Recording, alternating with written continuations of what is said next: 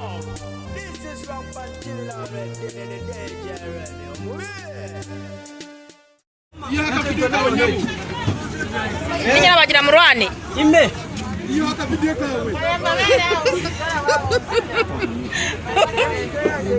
Ekito jireke no kujiyayo. Bora. Imeta yo groize. Mwe. Mwe. Esa ojirete. Na ndreka siningenda no kumwana.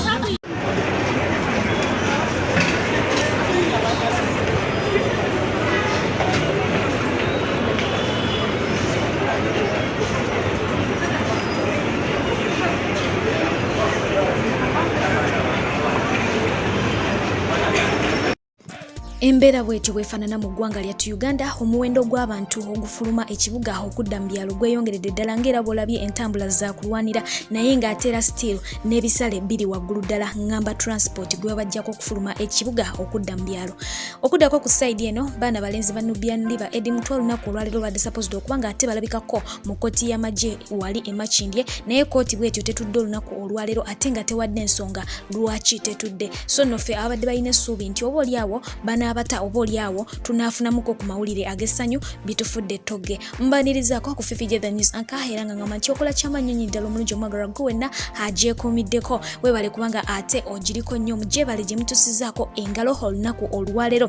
Yes, olunaku olwaleero luno lwennyini emmotoka y'omukulu amanyiddwa nga Bobi Wine mwito w'ekitiibwa Robert Kyagulanyi Ssentamu bagenze mu maaso okubanga ate bagimuwa ng'egiddeko n'ebipapula era nga bayitidde mu looya era nga kigambibwa nti looya ono yafunye akasimu okuva eri Commissioner wa Uganda Revenue Authority ng'amugamba nti agende bakimeyo emmotoka yaabwe. Wabula ate ye ow'ekitiibwa Robert Kyagulanyi Ssentamu bino bimaze enviri ku mutwe we waawo abadde abisuubira era agenze mu maaso okutegeeza bannayuganda nti bino byonna omukulu Yoweri Kaguta Museveni yabikola yadumira emmotoka etwalibwe ate era yadumira emmotoka ebeere nga bagimuddiza. Agamba nti emisolo gyonna egy'emmotoka eno gyasasulwa emmotoka tebanjibwa kubanga yayita mu mikono mituufu wabula ate oluvannyuma lw'okukizuula nti ye emmotoka n'etwalibwa ategeezezza bannayuganda okwebereramu olw'ensonga nti eno diversion era bw'atyo n'abasaba obutava ku mulamwa n'abagamba nti kino bakikola okugezaako okubajja ku mulamwa gw'abantu abagenda mu maaso okubanga bawambibwa mu ggwanga lyattu Uganda okubanga babuzibwawo enkya n'eggulo abamu ne battibwa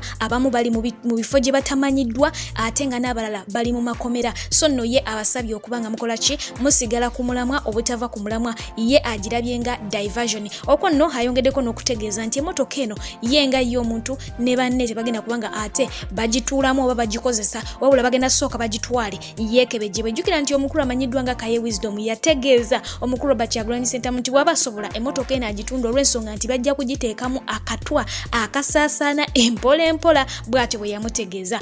Katubirinde binava esaidi eyo okuddako erudde eno amawulire gannaku omukulu abadde amanyiddwa nga Bibinga Charles ngonono omugoba wa bodaboda yagambibwa okuba nti yakwatibwa DPC ennaku z'omwezi nga 2 guno omwezi gwennyini wabula ate yalabiseeko ennaku z'omwezi nga 3 era nga kigambibwa nti ono yasangiddwa nga asuuliddwa ku ddwaliro ly'e Mulago nga woolengera obufaananyi obwo bwenfunziza ennyo bye bifaananyi ebiraga omubiri gwe nga bwe bagusanze ng'ono baamusaze ye naye n'okuviira ddala eno wansi ku kundi okutuukira ddala ku bulago era nga kigambibwa nti bamugyemu ebitundu bye eby'omubiri byonna era nga ne ku mutwe nga woolabaawo bagenze mu maaso okubanga ate babaagawo. Ono yagiddwamu ekibumba yagiddwamu omutima yagiddwamu kidini buli kimu kigambibwa mbu byagiddwamu naye ngera naye bw'olaba omubiri musaleesale mutaagula okuviira ddala eno wansi okutuukira ddala eno ku mutwe. Embeera bwetyo bwefaanana banange.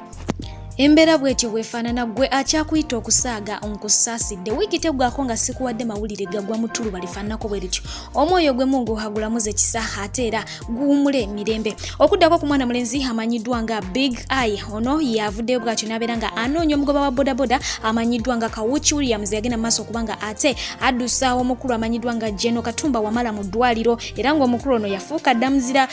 Mwana mulenzi ono agenze mu maaso okubanga ate amutonera ebintu eby'enjawulo omubadde helmet etera okukozesebwa abagoba ba bodaboda amusimbye envelope egambibwa okuba nti ebaddemu ensimbi ate nga mukadde ke kamu avuddeyo n'abeera nga amuwa reflectors 2 jacket eza reflectors 2 nambirira ebyo byagenze maaso okuba nga ate akola olunaku olwaleero okuddako ku mukyala amanyiddwa nga Catherine Kusaasira muwala we first born atemera mu gy'obukulu 15 era nga yali yakagiweza recently yavuddeyo nga aliko n'obumansuka oluvannyuma lw'aba social medias okuba nga ate munange bamubunyiza obufofofo ng'emirembe takyagiwulira ono yavuddeyo olunaku olw'eggulu n'agenda maaso okuba nga ate alekawo caption empanvu ddala eri yennyini kula malungi ng'agamba nti mumuvuma mumumazeeko emirembe olw'ensonga nti azaalibwa omukyala amanyiddwa nga Catherine Kusaasira buli wateekayo ekifaananyi nga ali ne maama we ne mumuvuma awulira nga abikooye abategeezezza n'abagamba nti mwagenda maaso okumuvumira ku peegi ye agamba Kusaasira bwe mwalaba nti maama we asirise nga tabaddamu abayiginowalinga ne musalawo mulumbe ku peegi ye gye yakakuleetinga naye ageze mu maaso n'abategeeza nti ye mumuveeko talina maama mulala tebugenda keera ku makya afune maama mulala oyo ye maama we oba mumwagala oba temumwagala mulekerawo okumumalako emirembe muba mwagala kuvuma mugende eri ku peegi ya Kusaasira gye muba mukola ki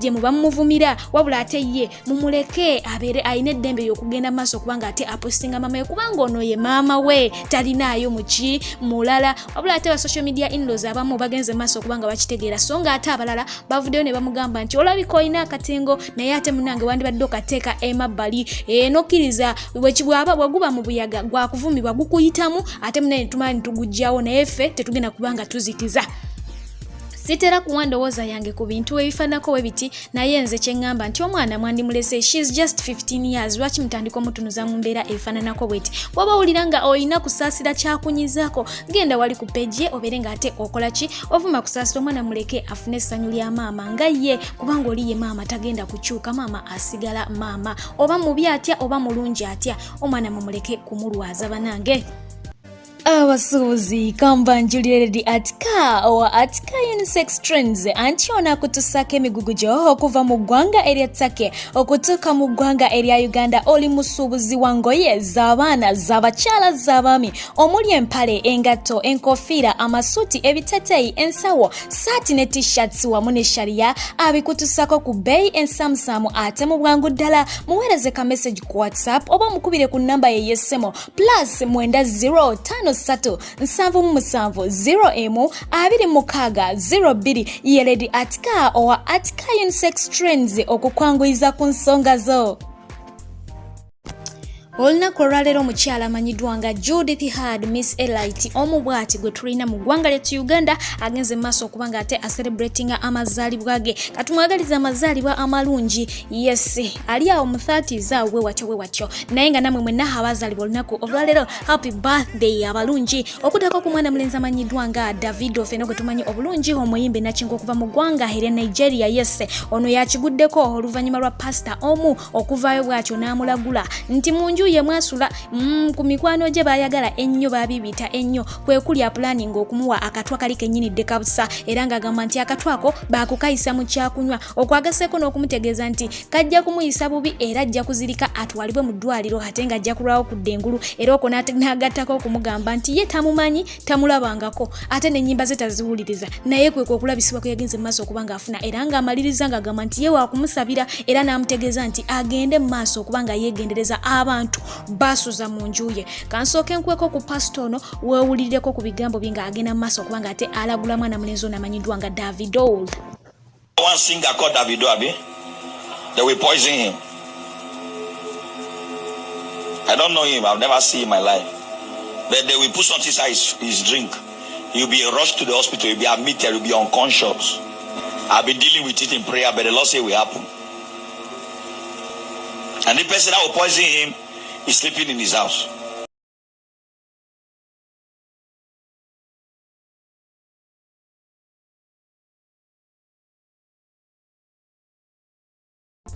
Embeera bwetyo bwefaanana ababikkiriza ababiwakanya okuddako ku mwana mulenzi amanyiddwa nga Bebe Cool olunaku olw'eggulu navuddeyo nenkutuusaako olugambo olwabadde luzunga nga lugamba nti ono yalwadde COVID-19 kaakati nno ye avuddeyo n'agamba nti temujja kundwaza birwadde bye sitategeera sinalwalako COVID-19 nze ebinnuma birala nnyo kamuku ate naye omwewulireko ng'agenda mu maaso kubanga asambaga ebimwogerwako nti mulwadde wa coronavirus. What's up friends? Well, this is Bebe Cool. I'd like to clarify something going on social media.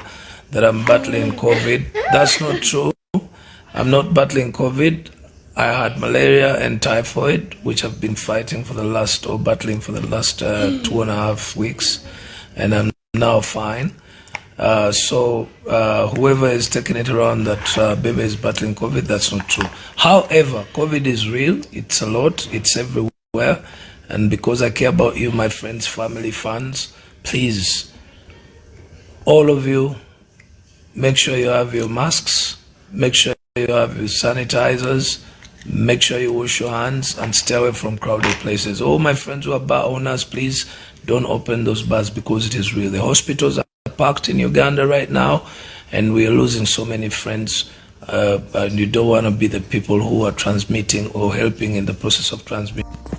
Okudako kusaidia bwana mwala hamanyidwa nga Diana n'abatanzi muyite tanzi yesa olunaku olw'eggulo lwatuwubye emikolo okukyala biki munange twabadde tukyali awo ne zireeta omukulu amanyidwa nga Lwasa fena gwe tumanyi obulungi abangi gwe bakazaako erya Lwasama yagambye nti kano sijja kaleka kugenda. Diana olwabadde okupostinga bw'ati wayiseeko eddakiika ntono nnyo Lwasa n'agenda maaso kubanga ate abbayo ekifaananyi kya Diana n'ekiriko omukongo omuko omutwe tegulabika n'agenda maaso kubanga akipostinga ewe n'abuuza nti mwali mulabyeyo entebo golanga embwa mulina ekyalo okona hashtagingako nti nakyambadde nekidda walime. Twategedde bulungi nnyo story egenda maaso wakati wa nakyambadde nekidda walime bw'atyo ye bwe yagenze maaso okukwasaganya embeera eyo. Lwasa aganye okola ki okwesonyiwa Diana yasalawo amwase yase okuviira ddala ku kagere paka ku kaviiri oba yengeri yokka gyagenda okubanga yejjako obulumi bw'alina obw'okuba nti munange baamukula amannyo sibitegeera naye nga waliwo ensimbi z'omuntu z'olya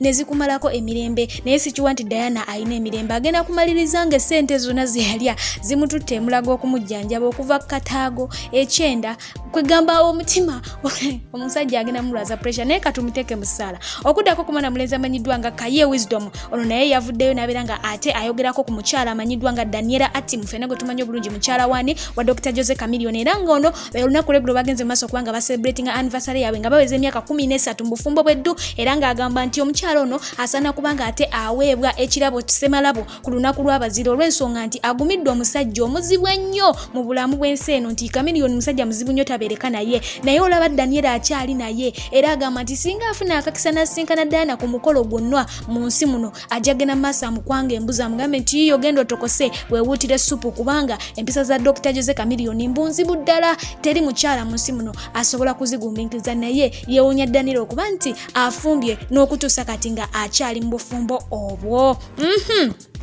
Ebyo nga nabyo tubitadde ku mabbali waliwo akatambi akagenze maaso kubanga ate kagoyinga viral ku social media. Yes, oluvannyuma lw'omukyala agambibwa kubeera mbeerera atalabangako ku musajja yenna atalabanga ku kibayita bbiringanya muggo gwa Musa Ssebukule byonna tabirabangako.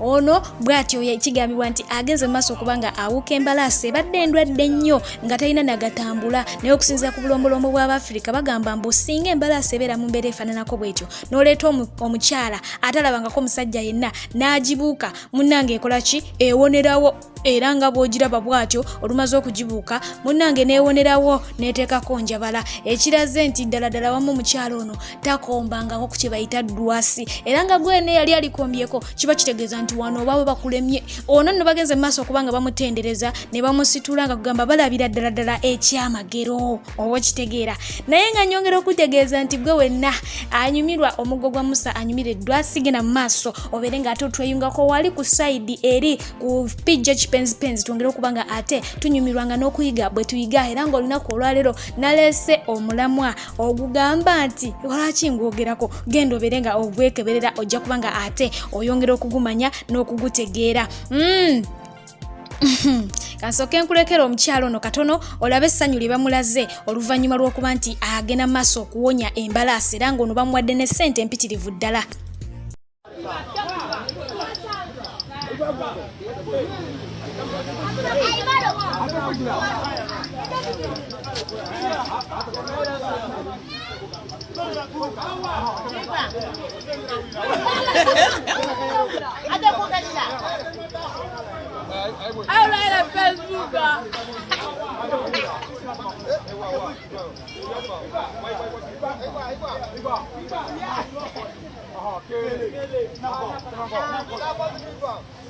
No,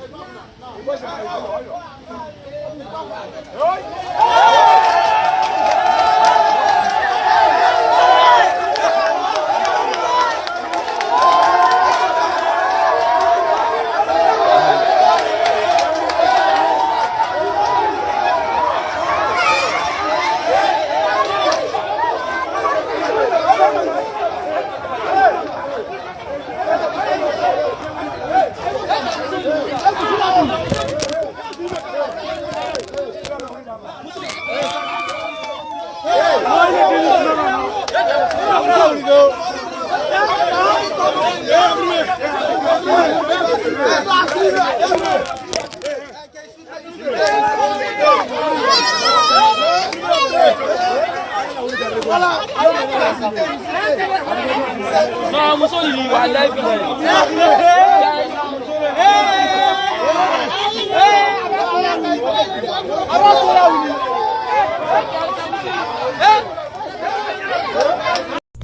Saagala saawulidde saategedde gwe wenna hanyumirwa firimu ez'abaana bannayuganda naawe atazinyumirwa yiga okuzinyumirwa tugende mu maaso kubanga ate twewagira tugende mu maaso kubanga ate tulifitinga industry eyaffe eya wano eya Yugawood genda mu maaso bere nga ate olikinga channel emanyiddwa nga Rainy Films tugenda kubanga ate wejjusa ate nga naawe anyumira stories zonna okuva mu nsonda zonna zino stories zo byoyitanga ebyewuunyo omukyala alina amagulu ana omwana yazaalibwa n'amaaso asatu ebintu ebifaananako ebityo ebitera okubanga tesi bya bulijjo story ezifaananyizako bwe zitugenda mu maaso bere nga olikinga channel ya mwana muwala amanyiddwa nga Omumbeja Aisha ngenda kubanga ate nayo njikuteerako wansi awo ojja kubanga onyumirwa stories zifaananako bwe zityo oyongera okumanya ensi etambula etya efaanana etya ate nga naawe anyumirwa eggulire eryawana ery'abaana bannayuganda gwe kyoba omanya nti sisobola gamalayo wana amawulire mangi nnyo genda mu maaso okebere ku channel yaffe emanyiddwa nga Afro TV ogende mu maaso okubanga ate omanya byonna ebifudde mu ggwanga nze nnyinza okubanga nkuleeteddeko obuswazi naye nga amawulire gakyaliyo so saagala osube wadde neggulire neeri genda mu maaso obere nga ate okeberako ezo channel ze nkugambye togenda kubanga ate munange wejjusa ngenda kubanga nzipiringa wansi awo mwongere okubanga munyumirwa mutegeere biki byennyini bigenda mu maaso mu ggwanga lyattu Uganda